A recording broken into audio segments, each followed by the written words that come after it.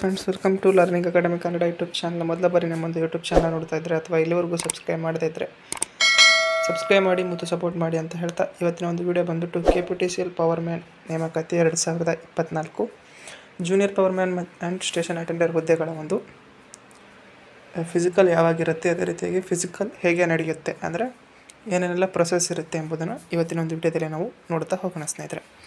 ಸಿಂಪಲ್ಲಾಗಿ 2 ನಿಮಿಷ ವಿಡಿಯೋ ಇರುತ್ತೆ. ಅವರು ಕಂಪ್ಲೀಟ್ ವಿಡಿಯೋವನ್ನು ನೋಡಿ ಅದರ ಬಗ್ಗೆ ಇನ್ಫಾರ್ಮೇಷನ್ ನಿಮಗೆ ಸಿಗ್ತಾ ಹೋಗ್ತದೆ.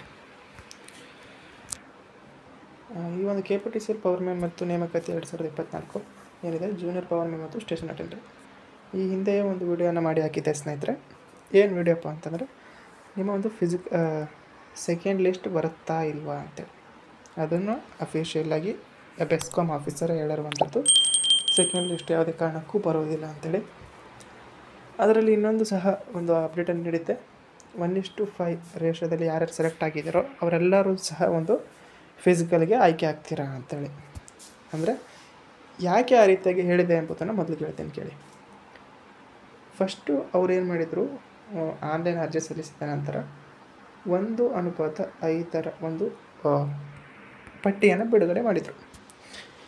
ಇಲ್ಲಿ ಬಿಡುಗಡೆ ಮಾಡಿದಂತಹ ಒಂದು ಪಟ್ಟಿಯಲ್ಲಿ ಯಾರೆಲ್ಲ ಇದ್ದಾರೋ ಆ ಅಭ್ಯರ್ಥಿಗಳಿಗೆ ಡಾಕ್ಯುಮೆಂಟ್ಸ್ ವೆರಿಫಿಕೇಷನ್ಗೆ ಡಾಕ್ಯುಮೆಂಟ್ಸ್ ಅಪ್ಲೋಡ್ ಮಾಡೋಕ್ಕೆ ಹೇಳಿದರು. ಹೌದಾ, ಆನ್ಲೈನಲ್ಲಿ ಡಾಕ್ಯುಮೆಂಟ್ಸ್ ಅಪ್ಲೋಡ್ ಮಾಡೋಕ್ಕೆ ಹೇಳಿದರು. ಬಟ್ ಎಲ್ಲರ ಒಂದು ಅಭಿಪ್ರಾಯ ಏನಿತ್ತು ಅಂದರೆ, ಎಲ್ಲರೂ ಅಂದ್ಕೊಂಡಿದ್ದೇನಪ್ಪ ಅಂತಂದರೆ, ಈಗ ಆನ್ಲೈನಲ್ಲಿ ಯಾರ್ಯಾರೆಲ್ಲ ಡಾಕ್ಯುಮೆಂಟ್ಸನ್ನು ಅಪ್ಲೋಡ್ ಮಾಡಿರ್ತಾರೋ ಅಲ್ಲಿ ಕೆಲವರು ಪ್ರಾಬ್ಲಮ್ ಆಗಿದೆ. ಕೆಲವೊಂದು ಪ್ರಾಬ್ಲಮ್ ಏನಪ್ಪ ಅಂದರೆ, ಡೇಟ್ ಆಫ್ ಬರ್ತ್ ಪ್ರಾಬ್ಲಮ್ ಆಗಿರ್ಬೋದು, ಕ್ಯಾಸ್ಟ್ ಪ್ರಾಬ್ಲಮ್ ಆಗಿರ್ಬೋದು, ಅಂದರೆ ಕ್ಯಾಟಗರಿ ಪ್ರಾಬ್ಲಮ್ ಅಲ್ಲ ನೀಡುವಾಗ ಪ್ರಾಬ್ಲಮ್ ಆಗಿರುವಂಥದ್ದು, ಮತ್ತು ಕನ್ನಡ ಮಾಧ್ಯಮ, ಗ್ರಾಮೀಣ ಮಾಧ್ಯಮ, ಕೆಲವೊಂದು ಡಾಕ್ಯುಮೆಂಟ್ಸ್ ಅಪ್ಲೋಡ್ ಮಾಡೋದಕ್ಕೆ ಪ್ರಾಬ್ಲಮ್ ಆಗಿದೆ. ಅದನ್ನು ನಮ್ಮ ಒಂದು ಯೂಟ್ಯೂಬ್ ಚಾನಲ್ ಒಂದು ಕಾಮೆಂಟಲ್ಲೂ ಸಹ ನೋಡ್ಬೋದು. ಆ ಅಭ್ಯರ್ಥಿಗಳಿಗೆ ಏನು ಗೊಂದಲ ಇತ್ತು ಅಂತಂದರೆ, ನಾವು ಸಹ ಫಿಸಿಕಲ್ಗೆ ಆಯ್ಕೆ ಆಗ್ತೀವೋ ಇಲ್ಲ ಅಂತೇಳಿ ಇತ್ತು. ಓಕೆ, ಅದರ ಒಂದು ಕಾರಣಕ್ಕಾಗಿ ಆ ಒಂದು ವಿಡಿಯೋ ಮಾಡಿದ್ವಿ. ಅಲ್ಲಿ 1:5 ಯಾರ್ಯಾರು ಇರ್ತಾರೋ ಎಲ್ಲರೂ ಸಹ ಫಿಸಿಕಲ್ಗೆ ಆಯ್ಕೆ ಆಗ್ತಾರೆ.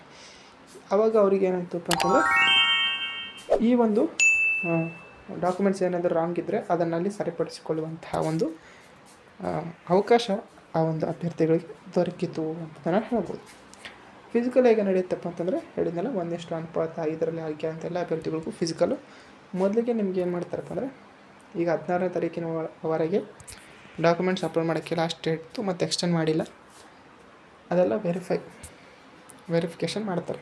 ಏನು ವೆರಿಫಿಕೇಷನ್ ಮಾಡ್ತಾರಪ್ಪ ಅಂದರೆ, ಡಾಕ್ಯುಮೆಂಟ್ಸ್ ಅಪ್ಲೋಡ್ ಮಾಡಿದ್ದು ಅದರಲ್ಲಿ ಮೇನ್ ನೋಡುವಂಥದ್ದವರು ಪರ್ಸೆಂಟೇಜ್, ನೀವು 10% ಸರಿಯಾಗಿ ಹಾಕಿದ್ದೀರೋ ಇಲ್ಲ ಅಂತೇಳಿ.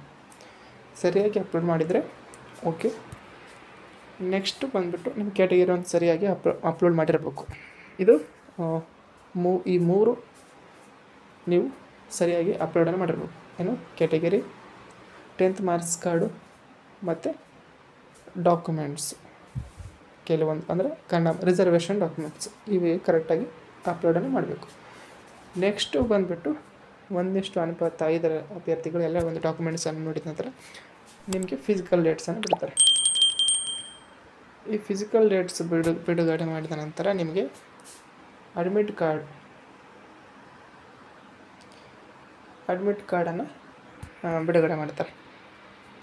ನಿಮ್ಮ ಒಂದು ಫಿಸಿಕಲ್ ಡೇಟ್ಸ್ ಬಂದುಬಿಟ್ಟು ಈ ಒಂದು ತಿಂಗಳು ಮಾರ್ಚ್ 31 ನಂತರ ಅಫಿಷಿಯಲಾಗಿ ಬರ್ತದೆ ಸ್ನೇಹಿತರೆ. ನೆಕ್ಸ್ಟ್ ಬಂದುಬಿಟ್ಟು ಅಡ್ಮಿಟ್ ಕಾರ್ಡು ಸಹ ಏಪ್ರಿಲಲ್ಲಿ ಬರ್ತದೆ. ಮೊದಲನೇ ವಾರದಲ್ಲಿ ಏಪ್ರಿಲಲ್ಲಿ ನಿಮ್ಮ ಒಂದು ಫಿಸಿಕಲ್ಲು ಸಹ ಆರಂಭ ಆಗ್ತದೆ. ಇದು ನಮ್ಮ ಇದು ಫಿಸಿಕಲ್ ಬಗ್ಗೆ ಆಯಿತು. ಫಿಸಿಕಲ್ ಹೇಗೆ ನಡೆಯುತ್ತೆ ಎಂಬುದು ಸಹ ಆಯಿತು. ಫಿಸಿಕಲ್ ನಿಮಗೆಲ್ಲರಿಗೂ ಗೊತ್ತಿದೆ, 5 ಸ್ಪೋರ್ಟ್ಸ್ ಇವೆ. ಈ 5 ಸ್ಪೋರ್ಟ್ಸಲ್ಲಿ ನೀವು ಯಾವುದಾದ್ರೂ 3 ಕ್ವಾಲಿಫೈ ಆದರೆ ಆಯಿತು, ನೀವು ಫೈನಲ್ಗೆ ಕ್ವಾಲಿಫೈ ಆಗ್ತೀರಾ. ಇದು ಇವತ್ತಿನ ಒಂದು ವಿಡಿಯೋ ಆಗಿದೆ ಸ್ನೇಹಿತರೆ. ವಿಡಿಯೋ ನಿಮಗೆ ಇಷ್ಟ ಆದರೆ ಲೈಕ್ ಮಾಡಿ, ಶೇರ್ ಮಾಡಿ ಮತ್ತು ತಪ್ಪದೇ ಸಬ್ಸ್ಕ್ರೈಬ್ ಮಾಡಿ ಅಂತ ಹೇಳ್ತಾ ವಿಡಿಯೋ ಇಷ್ಟಕ್ಕಾಗಿ ಧನ್ಯವಾದ. Thanks for watching.